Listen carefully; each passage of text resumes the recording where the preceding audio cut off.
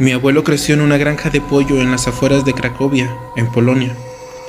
Falleció hace unos años a la edad de 82, debido a una forma agresiva de cáncer de estómago. Unos días antes de su fallecimiento, me sentó a su lado en su vieja mecedora y comenzó a contarme una vieja historia. No levantó la vista mientras me hablaba, simplemente miraba fijamente su taza de café. Después de tomar el barco a Nueva York, prometí dejar atrás esta historia. Han pasado 70 años y debo decírselo a alguien antes de encontrarme con Dios.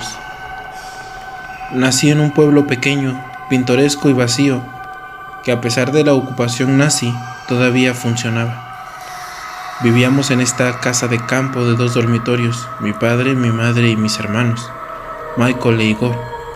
Lamento que nunca llegarás a conocer a ninguno de ellos. De todos modos, Michael y Igor eran gemelos idénticos en realidad. Y habíamos oído rumores sobre la fascinación nazi por los gemelos idénticos.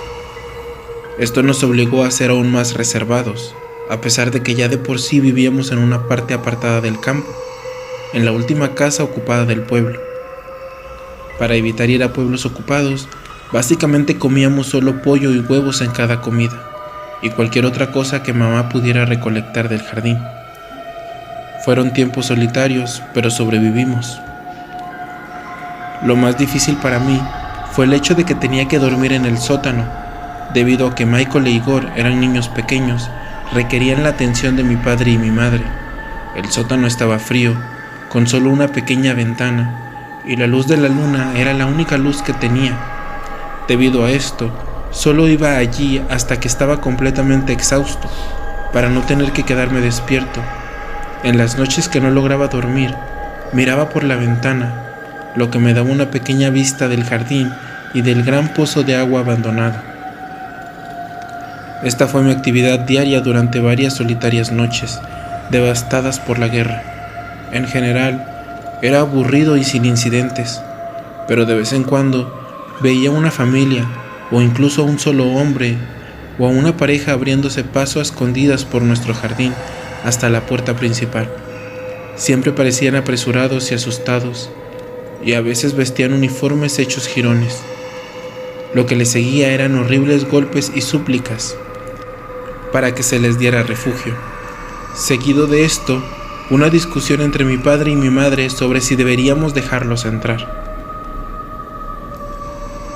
Verás, no sabíamos, bueno, al menos yo no lo sabía, que vivíamos bastante cerca del campo de concentración de Auschwitz y que esas personas eran fugitivos.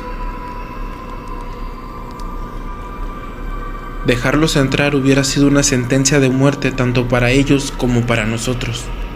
A los nazis no les gustaban los polacos, pero nos toleraban, y era más fácil ocultar a Michael o a Igor que a toda una familia. Mi padre hizo lo que tenía que hacer para mantener viva a su familia. A medida que avanzaba la guerra, cada vez menos personas comenzaron a aparecer en medio de la noche. Ese fue el momento en que nuestros pollos y vegetales comenzaron a desaparecer. Perder nuestro único suministro de alimentos no habría sido tolerable, y en ese momento mi padre sospechó que eran los fugitivos, por lo que construyó una valla alrededor de nuestra propiedad. A pesar de esto, los pollos continuaron desapareciendo. No fueron asesinados, simplemente se habían ido, simplemente desaparecieron de sus jaulas y corrales. Una noche decidí quedarme despierto para ver si podía encontrar la respuesta. Luché contra mi cansancio hasta altas horas de la madrugada, y a pesar de la poca iluminación y la lluvia, vi lo que parecía ser una figura humana corriendo en la oscuridad, por el jardín. Corrí escaleras arriba para decírselo a mi padre, y este salió corriendo con un cuchillo, la mejor arma de defensa doméstica que podíamos permitirnos. Pero no encontramos nada, no había nadie. Sin embargo, al día siguiente encontramos algo, unas huellas, conduciendo desde las jaulas de los pollos hasta el viejo pozo de agua abandonado. Estaban hechas en el barro húmedo de la lluvia y eran descalzos, sin zapatos o calcetines. solo los pies. Mi padre se apiadó del pobre hombre que buscaba refugio y le dejó una nota indicándole que tenía 2 días para irse y luego comenzaría a sellar el pozo. La noche siguiente, tuve la idea de llevarle una manta al pozo al hombre, ya que el invierno se acercaba. Esperé hasta que mis padres se durmieran y me escapé afuera. Grité algo amistoso por el pozo, indicándole al pobre hombre que mis intenciones eran buenas, y comencé a descender, agarrado de pies y manos a las clavijas adheridas a las piedras. Mientras me acercaba al fondo, olí algo absolutamente horrible, y saqué la linterna de mi padre de mi bolsillo para intentar iluminar al hombre.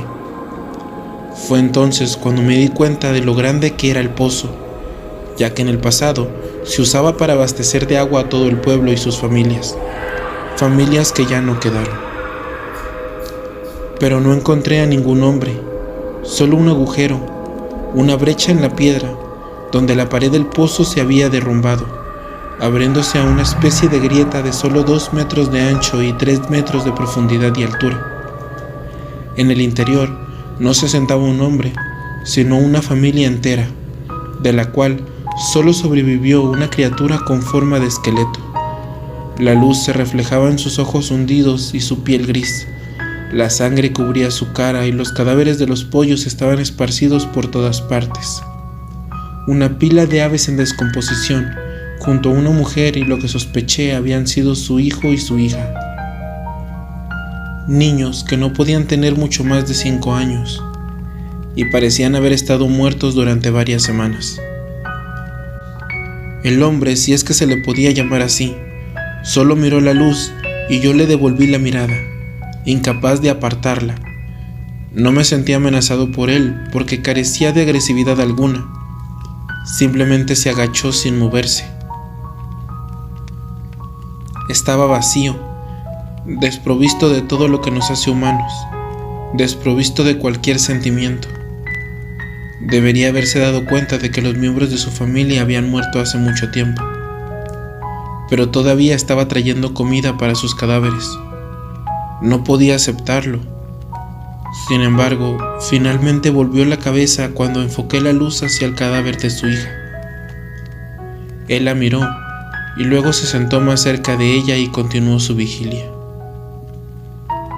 «Puedes irte ahora», le dije. «Abriré la puerta para que puedas escapar. Mi padre sellará el pozo por la mañana. Por favor, vete». Mi voz joven y mi consejo parecían no tener efecto en él. En ese momento decidí que sería mejor para mí volver a subir al pozo y marcharme, y esperar que el hombre me siguiera y escapara. Cuando comencé a escalar, encendí la luz sobre él por última vez. Vi una lágrima caer de su ojo. Se había convertido en un hombre una vez más. Solo pudo liberarse de la ilusión después de ver el cuerpo de su hija, que hasta ese momento había estado sumido en la oscuridad. Entonces se dio cuenta de que no había estado llevando comida a su familia, sino a los cadáveres. Esa noche volvió a llover, pero por la mañana, cuando mi padre volvió a sellar el pozo, no encontré huellas que salieran de él.